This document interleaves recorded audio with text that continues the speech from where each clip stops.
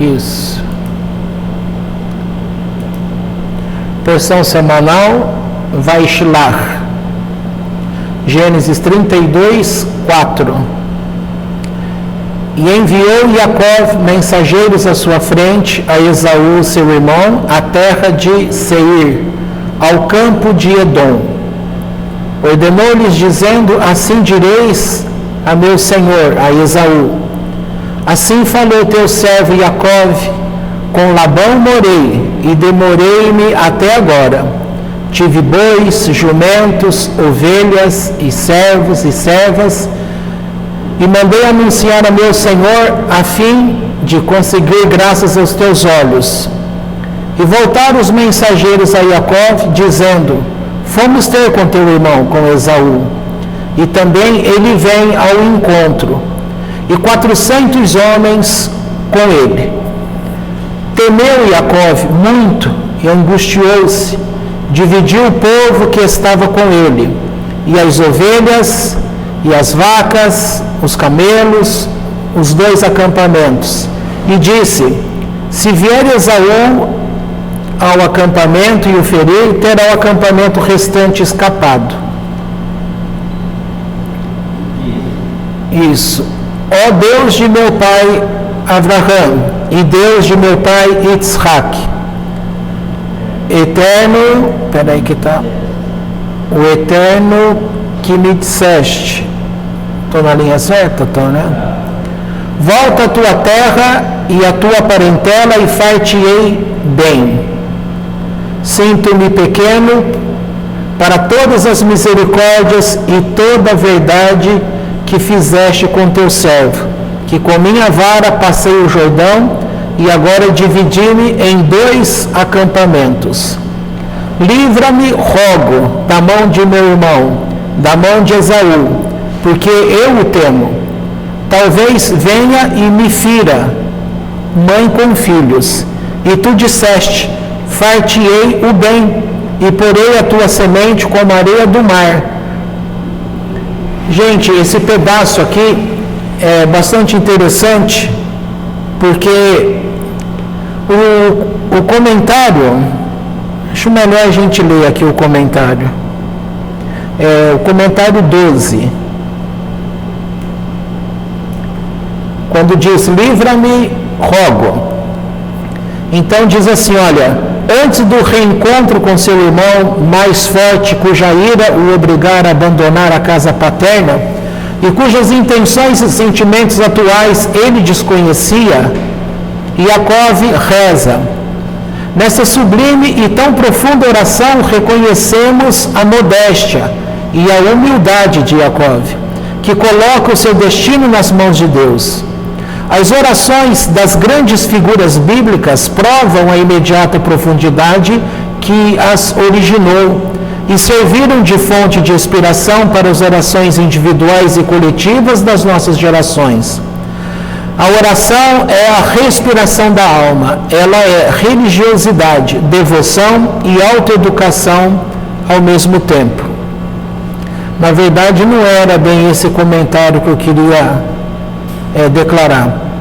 É assim, nessa passagem vamos lembrar, anteriormente vimos a forma como Deus trabalhou para que Jacó pudesse receber a bênção do pai dele.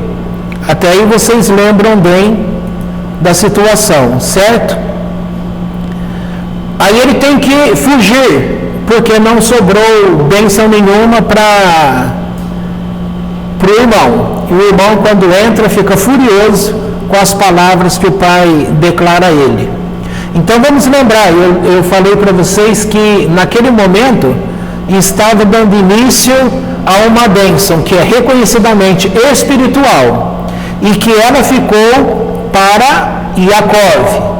Por quê? Porque ele resgata o dinheiro de primogenitura por um lado e ele recebe a bênção que o pai Yitzhak transfere a ele. A bênção que vinha de Abraão, Isaac, agora passa a Jacó. Vamos lembrar que ele estava trajando uma roupa que Deus tinha feito para Adão, e depois essa roupa caindo em mãos erradas, ela nunca transmitia o favor de Deus, os bons cheiros dos campos do Eterno. Nem com Nimrod, nem com Esaú essa roupa transmitia isso, tá? Porque a questão não é a roupa, mas é quem veste a roupa.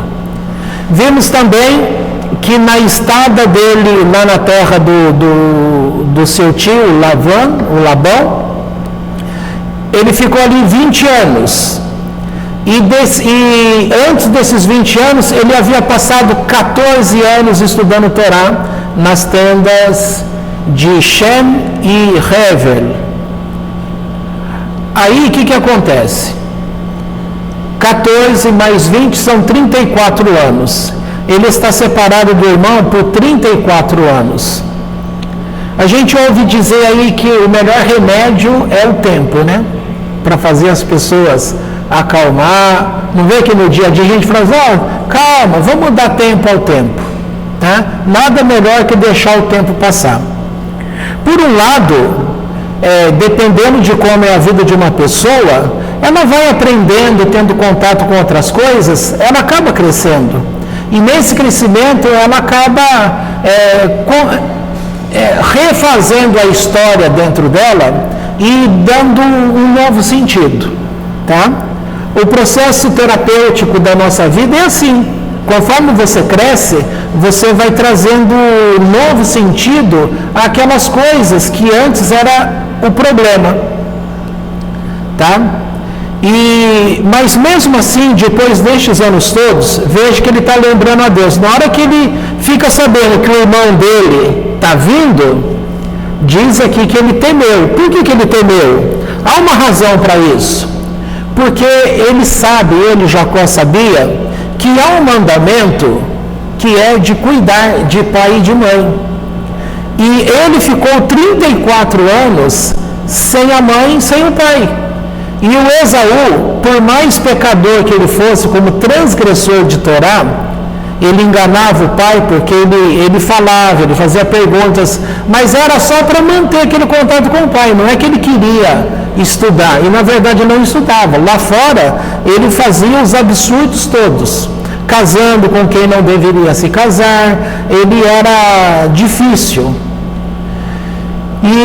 Mas, mesmo sendo essa pessoa que era, ele cumpria esse mandamento, porque ele cuidava bem do pai dele.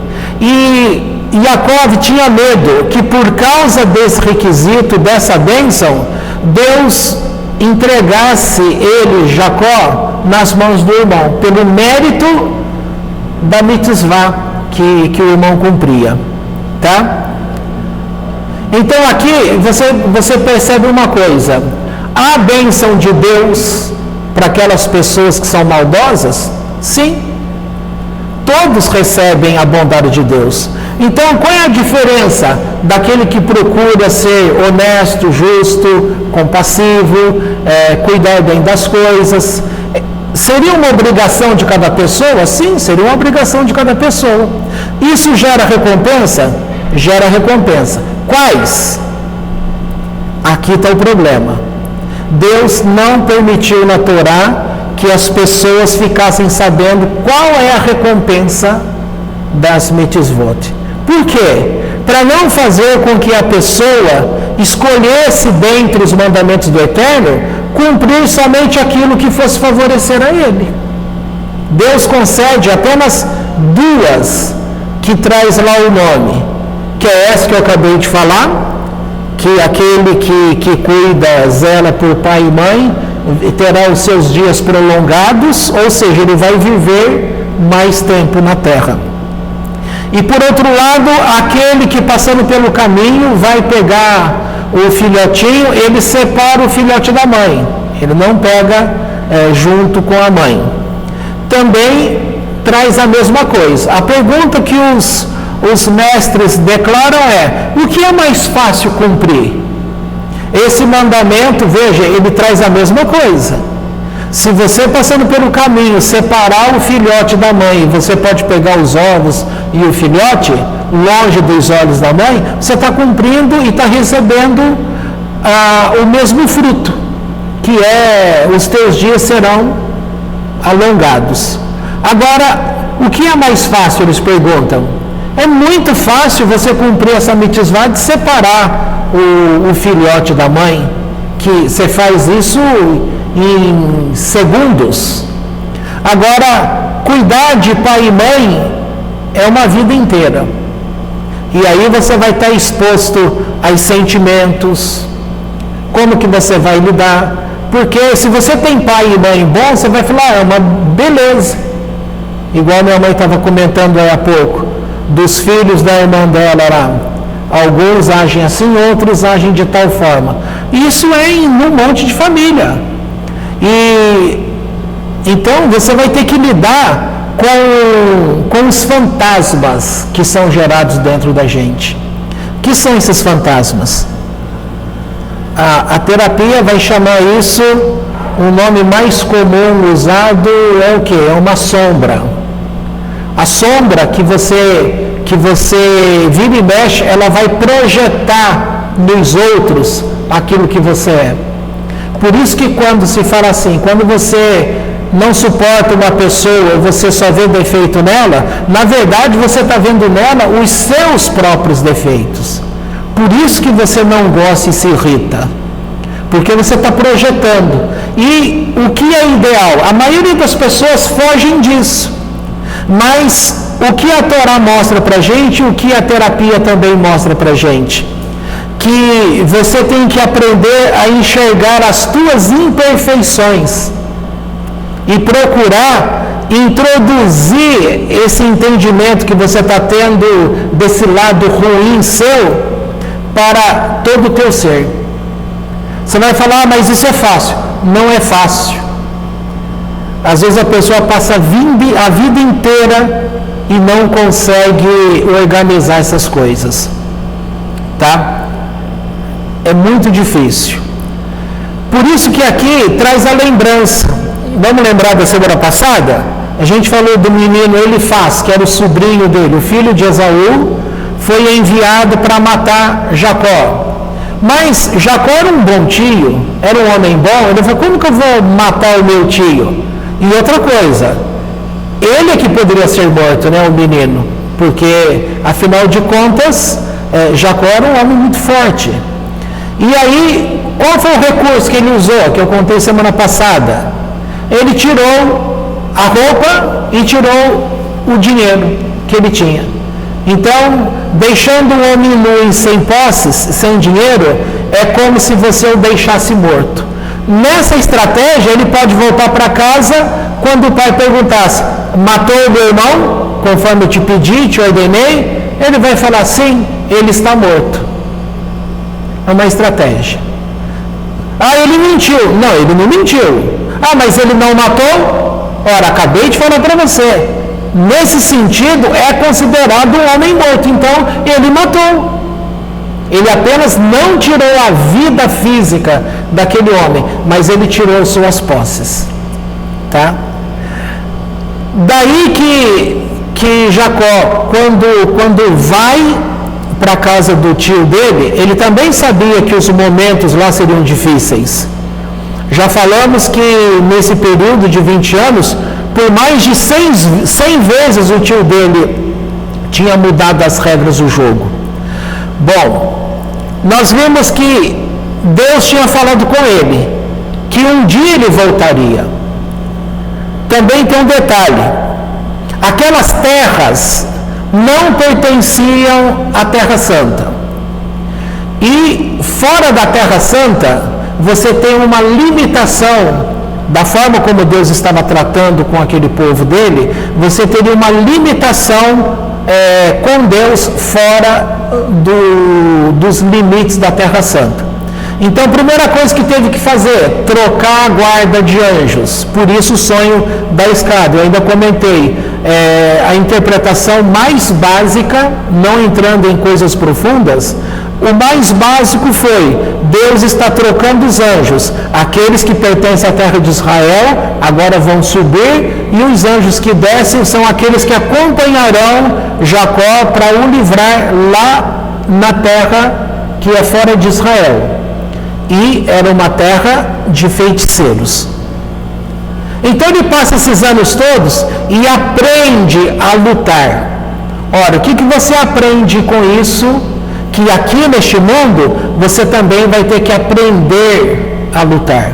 É um erro as pessoas acharem que, quando dizia sobre igreja, você já deve ter ouvido muitos missionários, quando estão evangelizando pessoas, eles usam um artifício dizendo: vem você para a igreja porque tua vida vai mudar. Aí, a parte realmente que deveria mudar na vida de alguém é justamente a parte que não é mudada. O que é que muda? Aquilo que é exterior. A pessoa muda a vestimenta, passa a usar uma vestimenta de acordo com aquela comunidade para onde ele foi. Isso é assim com todos, em qualquer arte de religiosidade.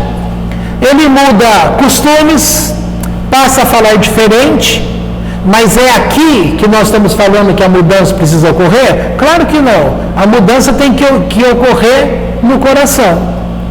Cadê uma prova que eu estou falando que, em termos religiosos, não há mudança, na grande maioria? Porque as pessoas continuam egoístas, continuam fazendo mal, continuam olhando somente para o seu próprio eu, elas não trabalham esta vestimenta do amor.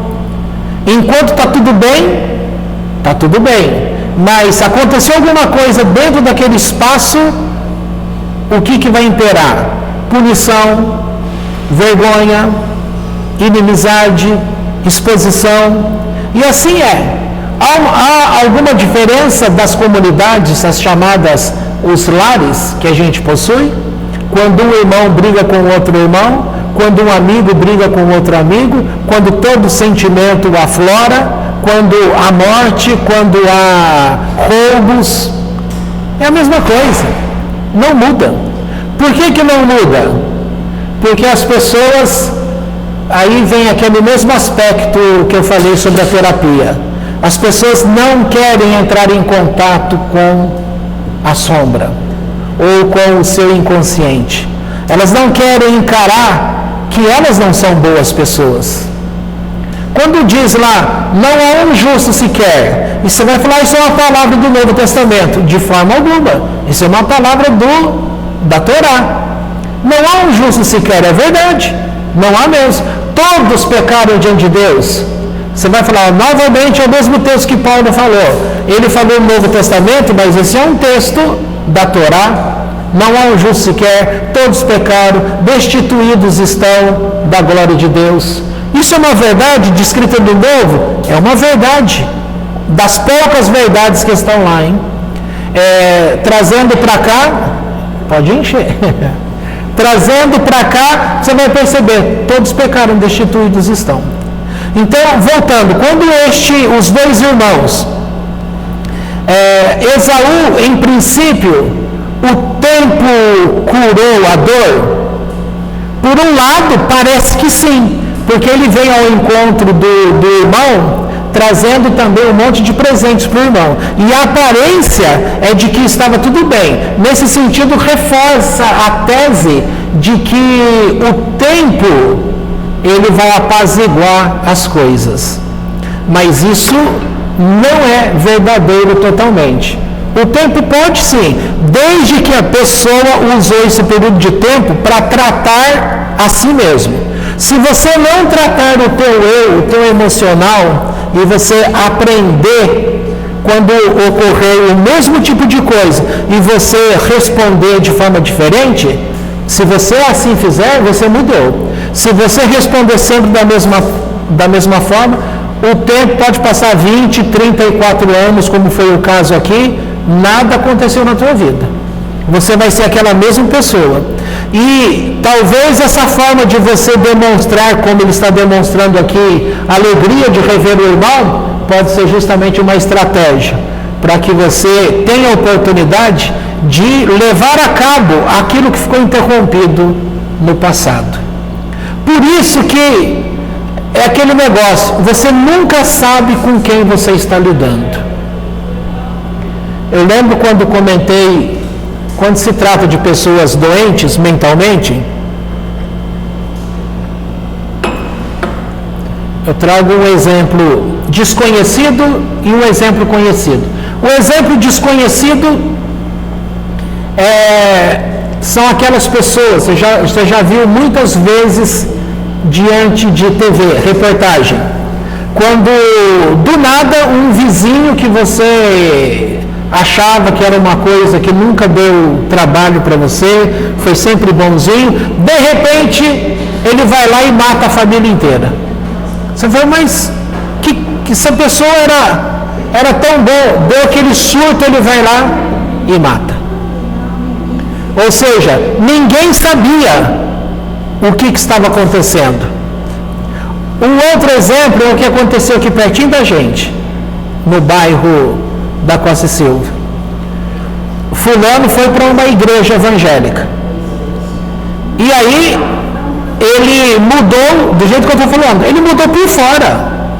Ele começou a falar com os evangélicos, a ter as amizades, a cantar os louvores, a falar de palavra de Deus, aquele tipo de vestimenta, mas ele não mudou por dentro. E ele tomava remédio. E aí, naqueles cultos de cura, o pastor daquela igreja falou para ele, ô irmão, você não precisa tomar remédio mais. Aí ele parou, cortou que nem uma faca, né? Pá! Cortou.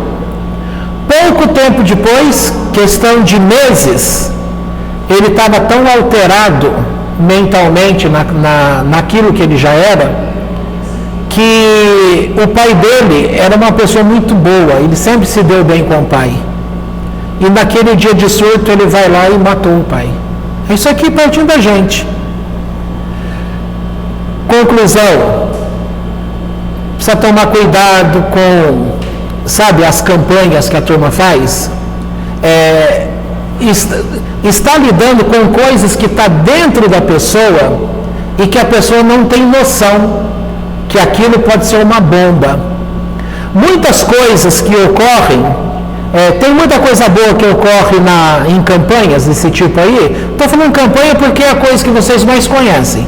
Mas aí pode ser uma competição no local de trabalho, um prêmio que o gerente oferece para os seus subordinados, pode ser um monte de coisa. A ação é a mesma, vai despertar dentro da pessoa uma ação, mas não significa que a pessoa tenha trabalhado aquela ação, tá? Aí a pessoa vai lá e... Tem outro caso conhecido, não vou citar nome para ninguém identificar aí, esse conhecido, era filho e mãe. Saíram de uma determinada igreja naquela alegria, né? Sabe? Porque lá dentro você é bombardeado com coisas. Aí a pessoa sai dali, vai dar certo, vou montar minha empresa, e saiu, já falou, filho, vamos no Banco do Brasil, vamos fazer um empréstimo e vamos abrir a nossa empresa. E o menino, na época, falou, mãe, calma, as coisas não são assim. Tentando segurar. Mas quem que segura? Isso aí é que nem uma água, aquela barragem que se rompe, a água vai levando tudo que está pela frente. Então, essa é a parte da personalidade impetuosa. Ela vai levando tudo que está pela frente. Naquela ânsia de que, não, Deus vai ajudar, Deus vai abençoar, vai lá, faz a conta no banco. O que você acha que deu? Deus foi o fiador dessa conta? Claro que não. Então isso são cultos emocionais. Culto emocional, palavra emocional, só afeta o emocional. A palavra, quando ela é trazida a você, que ela vem do homem espiritual, vem da alma, vem de Ruach HaKodesh, vem de Espírito Santo, ela vai atingir a tua alma, ela vai atingir a porção onde Deus começa a despertar. E aqui, vai lembrar de outra passagem que ocorre, é que Jacó aqui ele traça uma estratégia, não é? Veja, ele foi astuto, por quê? Ele aprendeu, quando a gente falou lá sobre a serpente, quando ele entrou lá na presença do Pai. Lembra disso, né? É importante lembrar essas coisinhas para não se perder daqui para frente. Então, o que ele aprendeu? Que para onde Deus estava levando ele, que era lá para a feitiçaria do tio, aquele tio não é uma serpente, é uma serpente. Ele está usando poderes da serpente, falando de forma fantasiosa, porque ele era feiticeiro. Sabe quem é que vem da parentela desse tio aí? Que vai surgir mais ali na frente, que vai usar feitiçaria para poder querer amaldiçoar Israel? Qual é o nome dele? Vocês vão lembrar disso? Quem é? Um nome famoso? Balaão. O Bilam. O Bilam aprendeu feitiçaria lá na onde Jacó estava. Só que é dito por um lado que nesse tempo todo que ele ficou lá, Deus não falou com ele. Você vai falar, nossa, mas como que pode isso? Tem duas situações de bastante tempo que Deus é afastado dele. Os 20 anos que ele passa lá, veja, ele foi torturado, entre aspas, na carne, porque ele trabalhava durante o dia e à noite ele ainda tinha que vigiar o gado daquele homem, certo? Por isso ele fala, nesse tempo todo eu não dormi e não te causei prejuízo. Qual foi o outro momento? O outro momento é que os filhos foram gerados, cresceram, e tinha um menino lá que era amado por ele, chamado José. E aí causa a rebeldia lá, o embate entre os irmãos. O que acontece com o Yosef? Parece que repete a história do pai, né? Enquanto o pai lá, o sobrinho falou para o pai dele, pai, eu matei o tio, mas o tio estava vivo, certo? Lá na frente, os irmãos vão falar para esse mesmo Jacó, pai, reconhece essa vestimenta aqui? Estava embebida no sangue. E aí ele chora. Ali ele permitiu que o exterior viesse para dentro, tá? Esse tempo todo que ele ficou longe, agora eu não lembro quantos anos deu, se deu 17, 22 anos, eu não lembro o tempo correto, mas para ter uma ideia aí, é entre 17 a 20 anos. Ele ficou sem ver o filho dele, tá certo? O que ele fez? É como se a vida dele tivesse acabado, é como se ele entregasse a vida dele à tristeza. Então é dito também que nesse período de tempo, Deus também não falou com ele. Significa que Deus nunca falou com ele? Não, não é isso que está dizendo. Deus possa ter falado sim, mas está querendo dar ênfase que o Espírito do Eterno, Deus quer se relacionar com alegria. É por isso que você vai ver no livro de Salmos, em outros momentos, que você vai falar, vai ver aí escrita que vai dizer que o louvor sobe ao trono da glória. Tá? Então, a alegria, como diz, a alegria de Deus é a minha força. A alegria é procurar ser alegre, tá? E aqui eu estou falando da alegria que você conhece. Serve até aquela alegria de dar risada com os colegas, sim, até essa alegria serve. Mas a pessoa precisa aprender a ter dentro dela alegria. É a mesma coisa, um lugar sujo, é dito que Deus não está ali. Se a gente deixar que esse lugar aqui fique com xixi, com cocô de gato, cachorro, de sujeira, se tem uma pessoa aqui que deixa tudo imundo, por exemplo, qual é a técnica? Qual é a dica? O Espírito de Deus não vai estar ali. A pessoa que deixa a casa dela suja,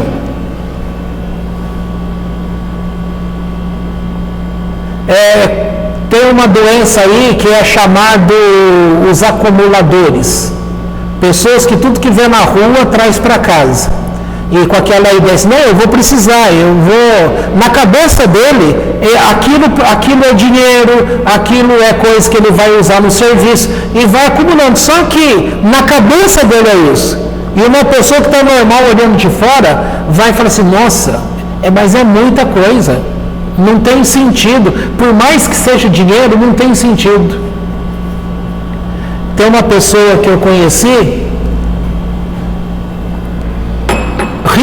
rica no sentido de dinheiro, mas no armário dela, quantos anos essa moça já estava? Beirando 40 anos, tá? Se já não tinha passado. Mas para você entender, com 40 anos de idade, alguém guarda as suas bonequinhas, as suas coisas de menina até com 40 anos? Você guardar uma ou outra para lembrar que você tem, tudo bem, não tem problema, mas tudo que você recebeu de brinquedo ao longo da vida, você guarda tudo, você não dá para ninguém? Qual é uma das coisas que a sociedade procura colocar nas pessoas? A Andy tem isso de bom. Ela compra um sapato novo, ela pega aquele sapato que está bom ainda e doa. Aí quem está de fora vai falar assim, nossa, mas essa menina aí, desse jeito, ela nunca vai ter nada, porque vive comprando, compra, mas também doa, entendeu? Roupa, abriu o guarda-roupa daquela mulher lá, abriu o guarda-roupa. Se eu falar o resto da história, vocês vão saber de quem eu estou falando. Então, preciso tomar cuidado. Enquanto o marido é do tipo que eu estava falando aí. Eu uso roupa até hoje que veio dessa pessoa. Ele doava tudo. Agora até a senhora sabe quem que é. Doava tudo. Então, quer dizer... Você, quando está doando, você está olhando a necessidade do próximo. É um tipo de amor. E esse tipo de amor, ele vai abrindo portas, ele vai estimulando. Nós somos feitos de energia. Energia entra em contato com outra energia e vai alterando. Entendeu? É igual uma relação química.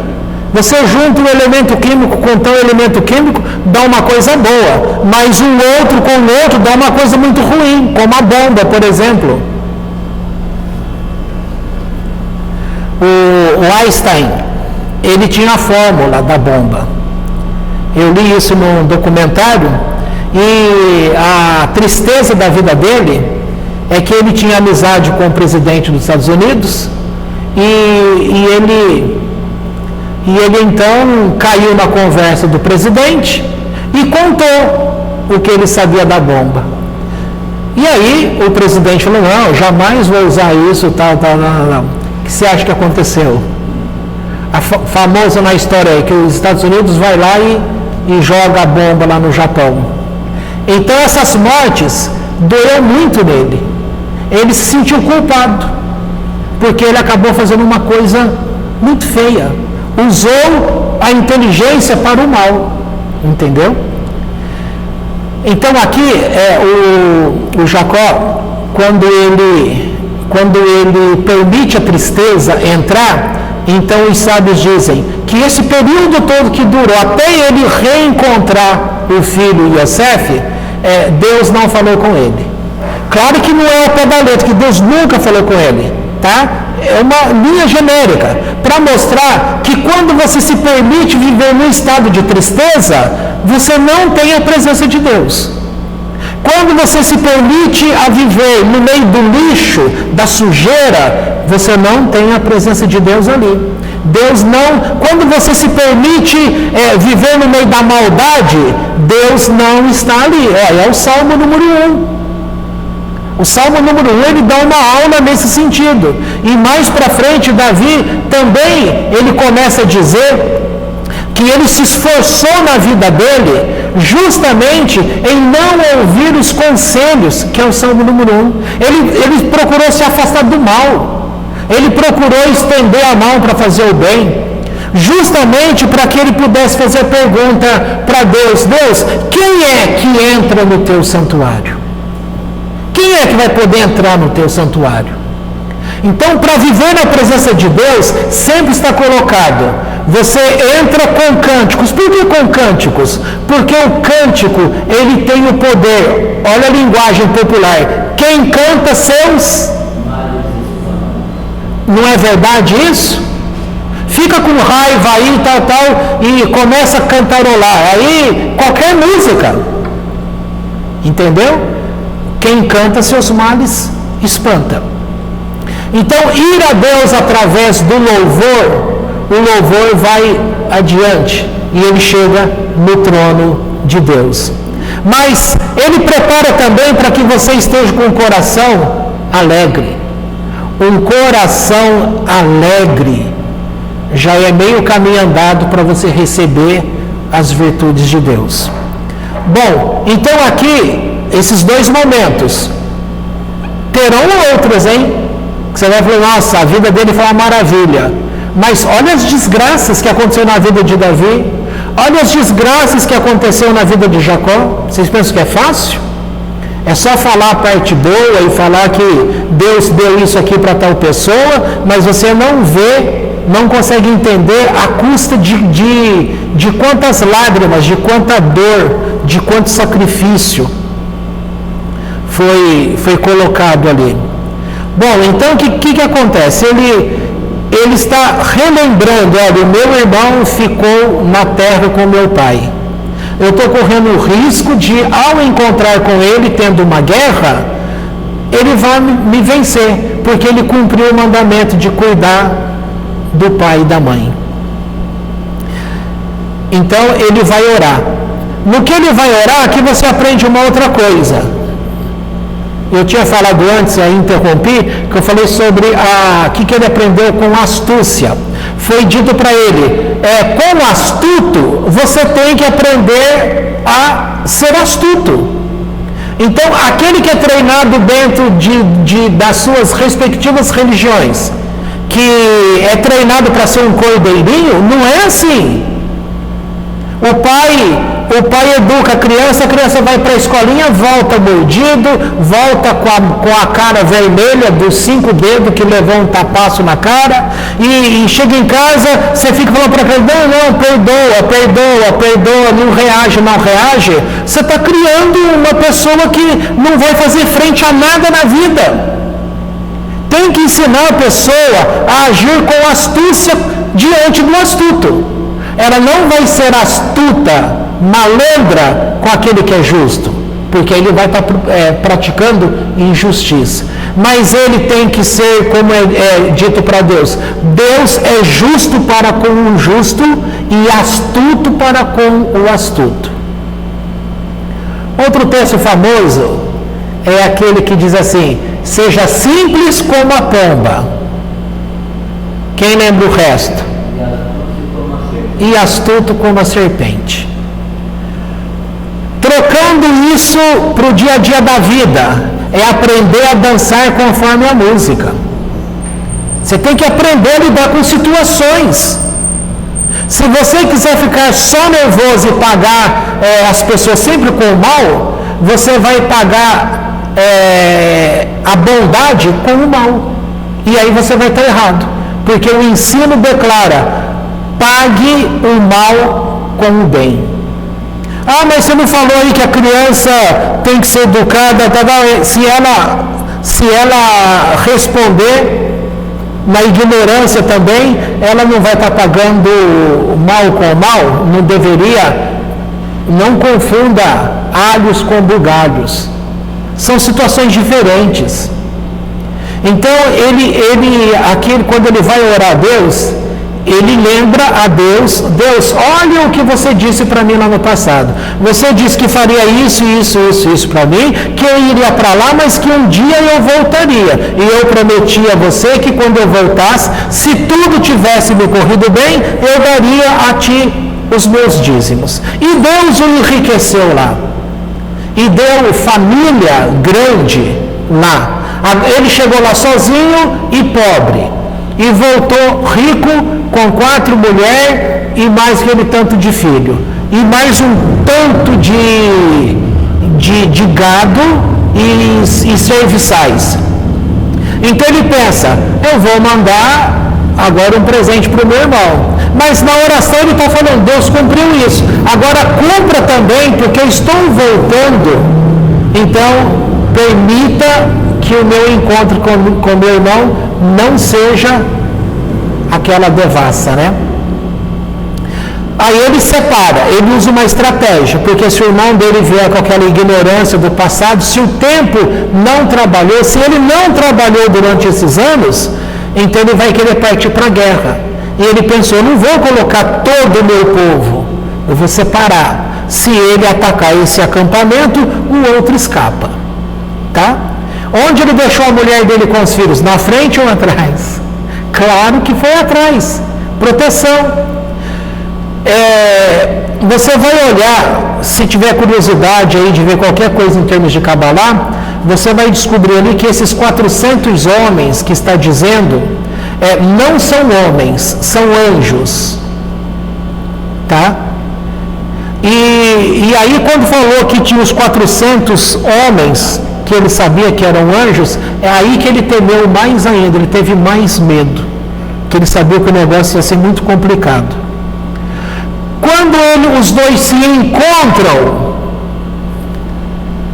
houve um problema muito sério. Eu sei que você não vai lembrar disso, do que decorreu daí. Talvez você lembre da história, que os dois se abraçaram e ele usar um termo, se inclinou, no sentido de ajoelhar para o irmão. Isso foi um erro. Porque quando você se inclina, você se coloca diante da pessoa. E a profecia, quando os dois estavam dentro da barriguinha da mamãe, era o quê? Que o maior serviria ao menor. Então agora ele está fazendo o contrário. Mas quando eles se abraçam, o Midrash conta isso pra gente, que embora chora, mas um procura atacar o outro no pescoço. E agora não lembro se é aqui, porque tem um fato que ocorre parecido com o de Moisés também. O de Moisés é quando o anjo da morte vai tentar ferir o pescoço, vocês lembram? E aqui também vai ocorrer algo parecido. Ele vai tentar pegar o pescoço de Jacó. É onde Deus dá ali a segurança para ele. Bom, nesse momento ele vai falar assim, não, meu irmão, eu não quero teus presentes, não, eu também sou um homem muito rico, eu não preciso, eu é que quero te dar presentes. E ele queria falar, não, vamos voltar junto, eu vou escoltar você. E Jacó, eu não sei quem é esse homem, estou 34 anos longe dele, não sei se ele quer me escoltar por estratégia, de repente mata todo mundo. Ele fala, não, meu irmão, eu ainda tenho que fazer umas coisinhas por aqui, vai indo na frente, eu te encontro lá. Ok, só que numa dessa, as pessoas vão e ele lembra que ele esqueceu alguma coisa do outro lado do rio, e ele vai para lá. No que ele vai para lá, aqui acontece a cena famosa, que ele não consegue voltar, tem que passar a noite ali, e ali ele passa a noite toda lutando com o anjo. É quando o nome dele é trocado. A partir de então ele não vai se chamar mais Yaakov, ele passa a se chamar Israel. Então, nessa luta, aqui também os sábios vão explicar de variadas formas.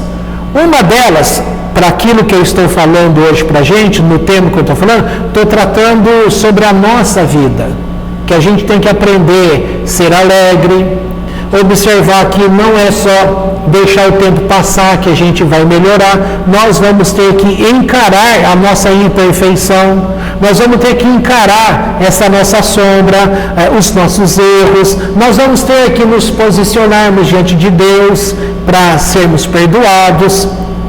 Então, quer dizer, nós vamos praticar uma mudança, ela não vai acontecer normal, você vai ter que agir. Se você não agir, você está com 100 anos de idade, é a mesma pessoa.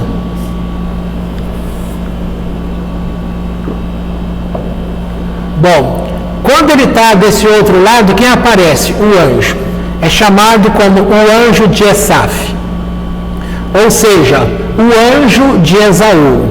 O anjo da guarda de Esaú. Por outro lado, quem é esse anjo? É o Yetzer Hará. Quem é esse Yetzer Hará? É a morte. Por outro lado, quem é esse ser? É o teu eu também. É aquele que habita nas profundezas em você. E numa arte, quem é esse? Essa luta ocorre em cima. Aqui entra um conceito que você deve aprender também, que você nunca viu isso na igreja evangélica. Assim como é acima, é embaixo. Então, a tua luta aqui, você não vai lutar a tua luta aqui primeiro, ela acontece em cima primeiro. Desde esse momento estava ocorrendo uma luta entre os anjos, ou seja, o que pertencia a Jacó e o que pertencia a Esaú. Quem vencesse essa luta no mundo superior, o resultado iria aparecer aqui no mundo inferior, tá? Por isso aquela batalha a madrugada todinha até chegar de manhã. Mas por outro lado, também aqui você vai aprender conceitos. Deus estabeleceu separação entre luz e trevas, dia e noite. E também colocou quem teria supremacia nestes dois períodos. Então, quer dizer, o bem tem supremacia durante o dia, durante a luz. O mal, durante a noite. Tá?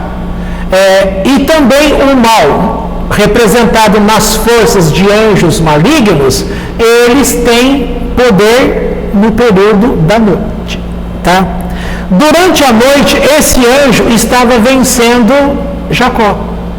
Mas quando começa a aparecer a alva, tá amanhecendo, esse anjo começa a perder força. Porque é assim que acontece. Começa a perder força, tá? E aí o outro que estava dominado vai dominar. Então é aqui aonde ele começa a perder força e ser dominado. Aí ele fala, deixe-me ir. Tem uma outra coisa interessante aqui, que é separado os turnos em adoração na presença de Deus. E anjos são designados em dias específicos e hora específica para ele comparecer e cantar diante do Eterno. Tá? E isso é uma grande honra.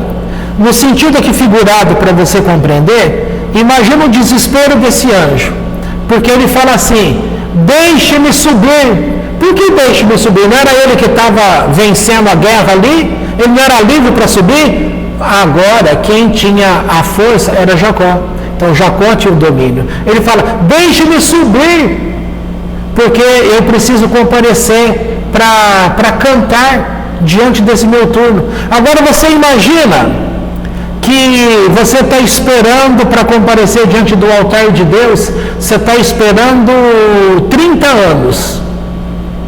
E justamente você viveu 30 anos para esperar aquele momento, para comparecer diante do trono de Deus, para oferecer o teu louvor.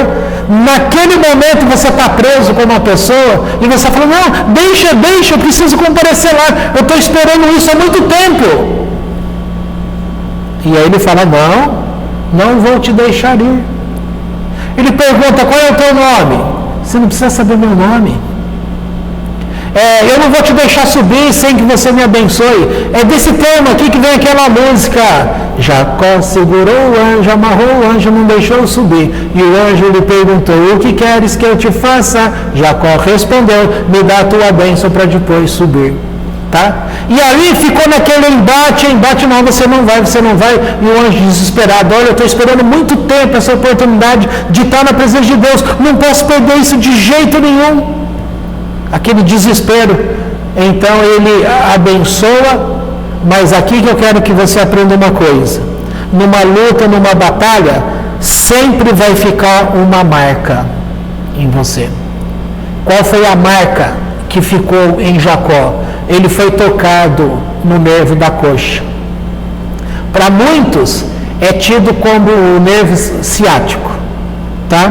Mas outros vão dizer: não é o ciático, é a juntura da coxa ali, e que o povo de Israel tem pessoas treinadas para, na hora de matar o animal, ele destacar, tirar aquele pedaço, porque o judeu não pode comer aquele pedaço, tá? do animal próprio para ser comido, né?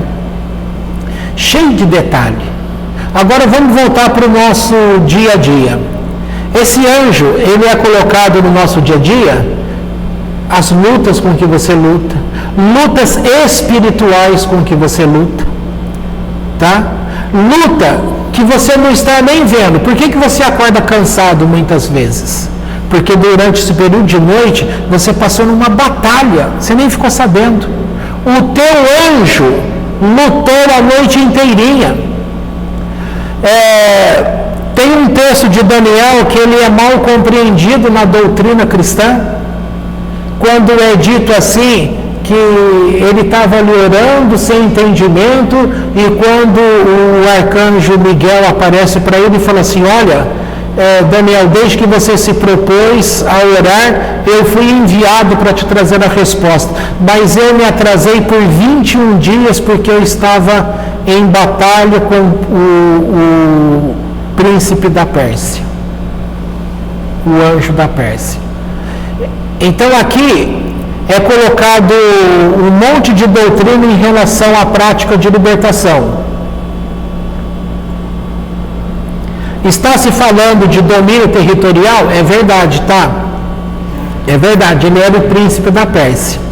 Por outro lado, o anjo que ali estava, porque ali ele fala, Gabriel que está falando, ele fala: se não fosse Miguel vir me ajudar, eu não teria conseguido furar o bloqueio. O Midrash conta que, na verdade, desde esse período de tempo que estava acontecendo ali, naquele período de história, por que esse livro é importante? Eu já tinha comentado que ele vai tratar de assuntos até o exílio que está tendo ainda para Israel, que é esse tempo atual, que ainda é um exílio chamado Edom, e que ele vai ser vencido com a vinda de Mashiach, tá? Que vai acabar com esse exílio, e aí todos retornarão para Israel. E ali é muito sério uma coisa: o anjo que guarda Israel, ele tem que responder para Israel. Então ele está diante de Deus e ele cometeu uma pequena falha. E nessa pequena falha ele estava sendo acusado, estava tendo uma batalha entre este príncipe da Pérsia, que também é um anjo, que estava acusando aquele que deveria guardar Israel e que, na visão dele, tinha cometido uma falha. Esse tribunal que estava tendo, essa audiência que estava tendo para poder apresentar resultados diante de Deus, tudo isso estava no meio daquele negócio lá. Então é onde esse anjo teve que dar uma escapadinha para poder chegar e falar para Daniel. Porque aquilo que ele estava falando para Daniel justamente faz parte do trabalho dele de proteger Israel. Tá certo? Então este anjo que estava lutando, ele também tinha que, por um lado, proteger o Esav. Agora nós não falamos que Esav, Edom, também é Roma, também é essa prática religiosa que acontece hoje, que vem de Roma, que se personalizou na Igreja Católica e que tem um nome personificado neste exílio que é chamado exílio de Edom, que os israelitas estão nele até hoje, desse sofrimento, que é conhecido como o pior. Aí você vai falar assim, mas como pode ser o pior se as coisas que aconteceram, o que aconteceu de muito ruim com os judeus foi lá na década de 40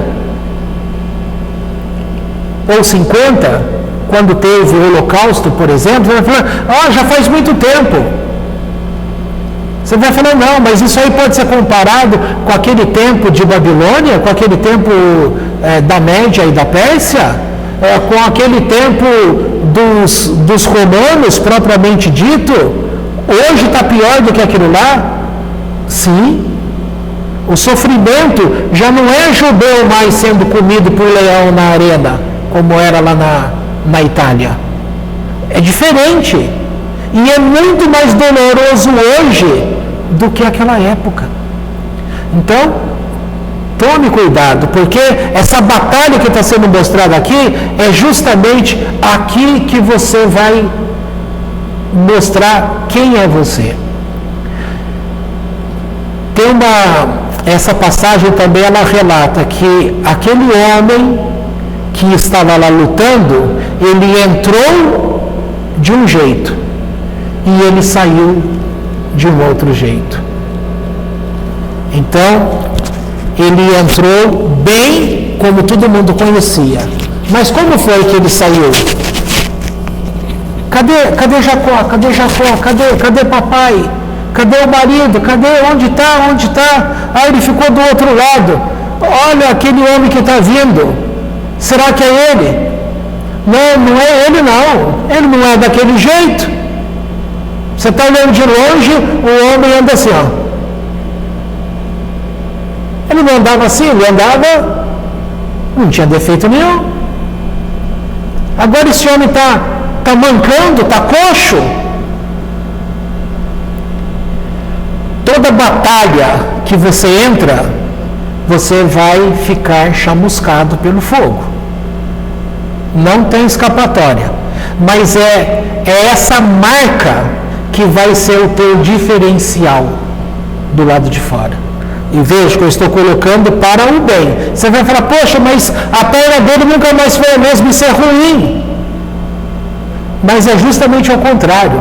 Pode ser ruim aqui na visão humana, mas na visão espiritual, o que aconteceu com ele? Ele ganhou um título agora que diz, aquele que lutou com Deus e saiu vitorioso. Olha a diferença. Então ele entrou como um homem normal e saiu como um homem espiritual, se bem que ele sempre foi espiritual. Então as batalhas que a gente entra, você tem que entrar, você vai sair dela machucado, chorando, brigado com pessoas, sem dinheiro, na dificuldade, mas quem é você no sentido espiritual? E as lutas com que você lutou, você viu anjos? As pessoas querem ver anjo, quer fechar o olho simplesmente ver anjo, para continuar sendo aquela mesma pessoa medíocre. Cadê a diferença? Não dá para cair no engano da religião, a farsa das pessoas.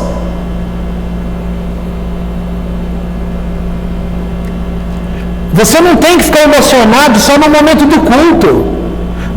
Se você é uma pessoa que se emociona com Deus, que chora, que levanta a mão e fala, Deus, que bom estar na tua casa. Você tem que ser essa pessoa lá na tua casa também. Você tem que ser essa pessoa andando na rua também. Você tem que ser essa pessoa no teu local de trabalho também.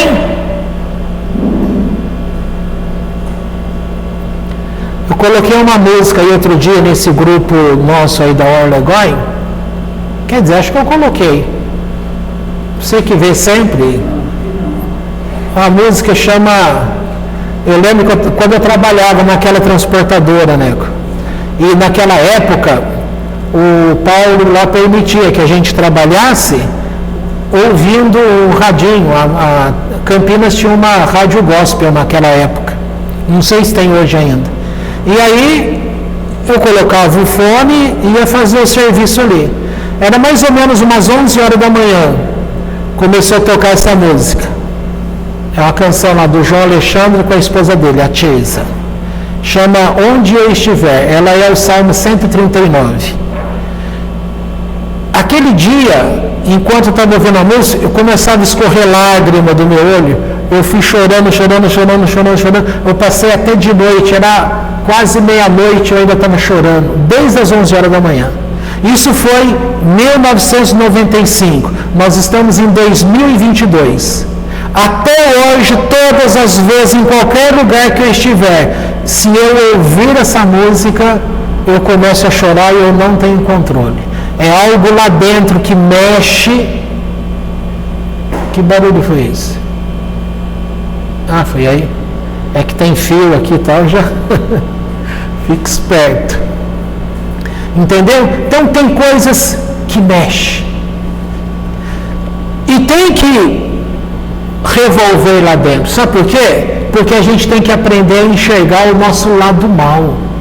Todo mundo quer ver só o lado bom e quer transmitir às pessoas o lado bom. Tudo bem, transmita às pessoas o lado bom. Só que para você transmitir o lado bom às pessoas, você tem que aprender a enxergar o teu lado mal. E é aqui que está a parte mais difícil. Porque quando começa a aparecer algo mal em nós, a gente já... Quer ver uma coisa interessante para você ter como exemplo disso?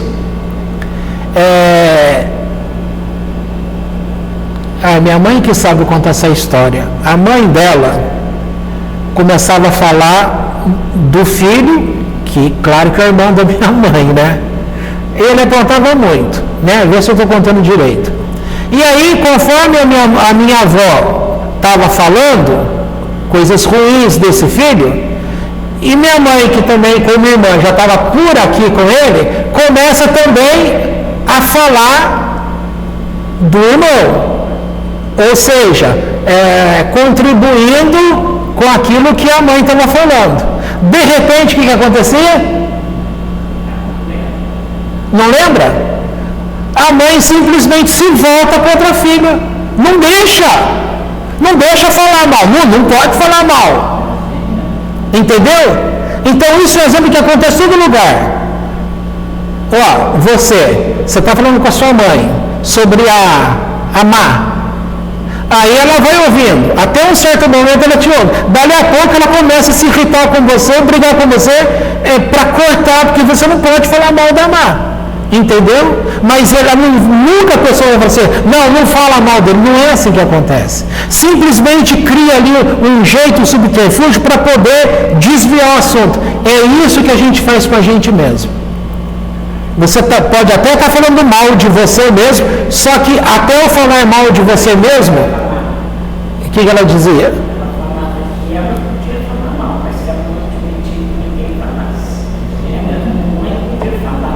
É desse jeito. E isso é tão conhecido na nossa cultura, que eu não lembro que comercial que era, não me lembro, acho que era de cerveja. No Rio de Janeiro, aquelas barraquinhas na praia, o dono da barraquinha era um argentino. E quem estava tomando a cervejinha ali, discutindo, olhando a praia, os dois começam a falar, poxa, como é que é, né? Olha só, um país tão belo como o nosso, olha que paisagem, mas está tão ruim assim, e começam a falar mal do Brasil. Aí o argentino, que era o dono da barraca, se mete na conversa e começa a falar mal também, né? Na hora os dois, peraí, você não pode falar, volta para a tua terra. Então, isso a gente faz com a gente. Nós somos os nossos sabotadores. Nós mantemos o mundo de fantasmas dentro da gente. Nós não queremos ver porque a gente não quer lidar com essa situação. E aí você começa a ser obrigado a ter que lutar com as imagens que você mesmo acaba projetando do lado de fora. Já ouviu falar em inconsciente coletivo? já deve ter ouvido falar. Já ouviu falar, sabe por que se estuda tanto a parte da sociedade?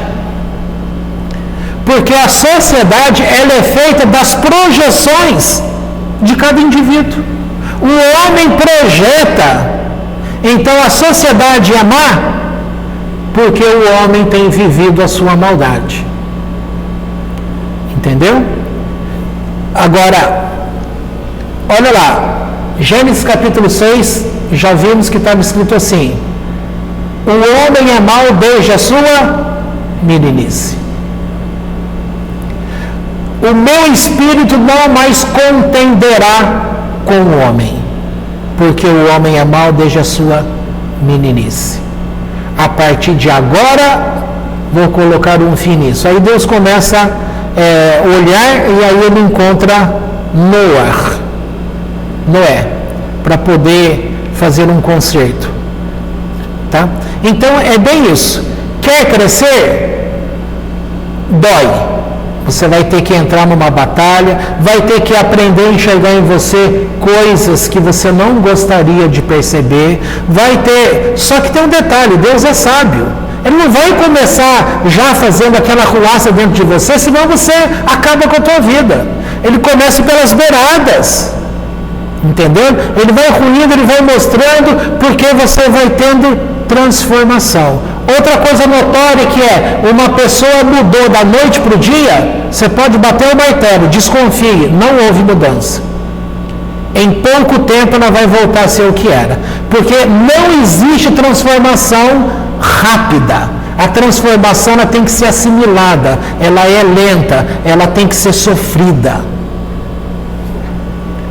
Eu tive uma professora de psicologia dinâmica, que é a psicanalítica, que ela dizia: fazer terapia é como se você engolisse vidro em pó, porque vai descendo, rasgando e sangrando. Uma forma, tem que sangrar. Não é gostoso ver o que nós temos por dentro. Há uma sombra que assombra e que começa a mostrar para você que você não é essa belezura que você acha que é. Entendeu? Podemos encerrar aqui. Então, o que é bom, eu acho que na Torá deve estar escrito nesses comentários.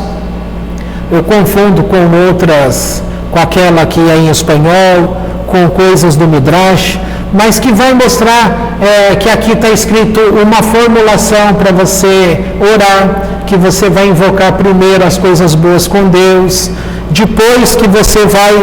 Uma coisa interessante que mostra aqui é que ele não usa os méritos, ele não faz a oração no mérito dele. Pode perceber. Porque ele tinha medo que mais lá na frente ele fosse precisar dos méritos dele, ele não queria gastar os cartuchos agora. Então, da mesma forma, o que é ensinado é assim: você vai orar por alguém, nunca ore usando os seus méritos. Ore usando os méritos dos patriarcas, de gente que está lá na Bíblia, e assim você vai passando. Entendeu? Qualquer coisa, leia isso pensando da forma que eu te falei, e você vai ver que é uma arte para você se transformar numa pessoa. O psicólogo, o psiquiatra, se pudesse ler essa passagem, dessa forma ele iria entender bem o processo analítico. Tá bom? Que Deus nos abençoe. Podemos parar aqui.